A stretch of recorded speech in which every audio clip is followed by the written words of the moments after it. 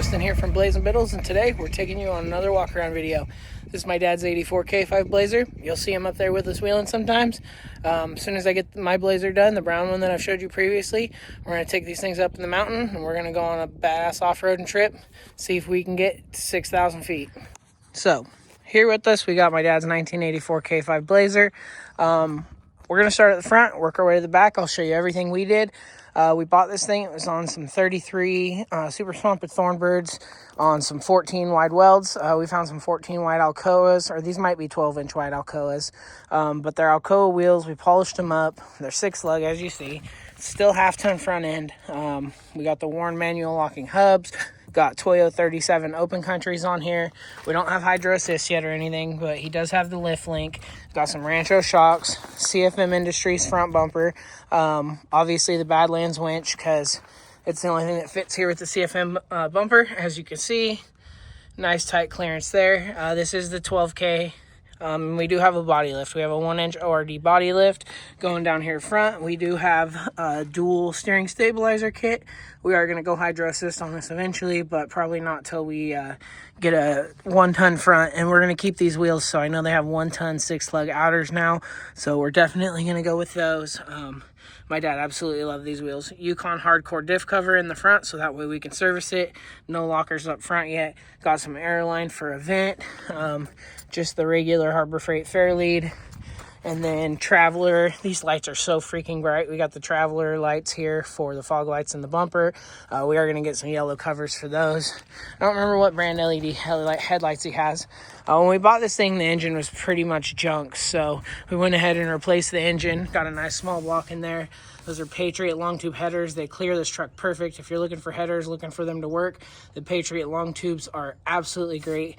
MSD distributor, Edelbrock Avenger off-road carb. We're eventually going to go fuel injection. We just haven't had time to do it yet. He does have serpentine belt for the alternator, which is nice because a lot of these don't have that. Sorry, I need a second. He's got 6-inch lift springs in the front. It does ride a little rough. We do need to get some longer springs up here. We're going to do the adjustable CFM front hangers eventually. That way we can get the shackle angle a little better here for his ride, because it just has some angle iron shackles. We didn't build all this. We did a lot of it to fix what we could to make it drivable, and now here we are. But let me get on to the back. That's what most people find as the the best thing about this truck. It's really cool. You don't see this a lot. Honestly, this is the only other setup I've seen. But as you can see here, I'll zoom in.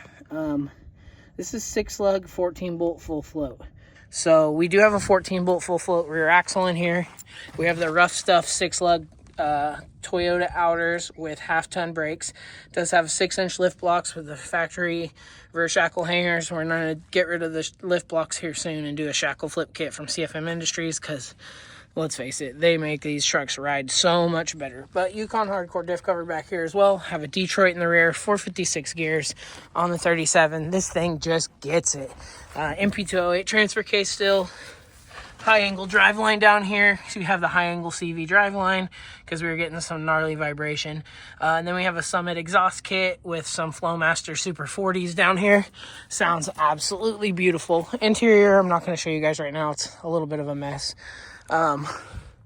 Biddle built, that's my logo. And then a couple more things. We have the fold out. We did this as well for the back window. Gotta love that. That's like the best thing that you can do on these trucks. Other than that, that's pretty much all we did on this one, at least so far. We have plans for the future, but it's all we've gotten to right now on it. It originally was a diesel title, but it's been converted to gas. So no smog in our area, which is cool. It was all done before we got it. And then once we get the 1-ton front on here, we'll be all set. This thing is a ripper in the woods. If you want to see what this thing does up in the mountains, click right here. Thanks everybody. Sorry it's such a short video, but we'll be seeing you soon.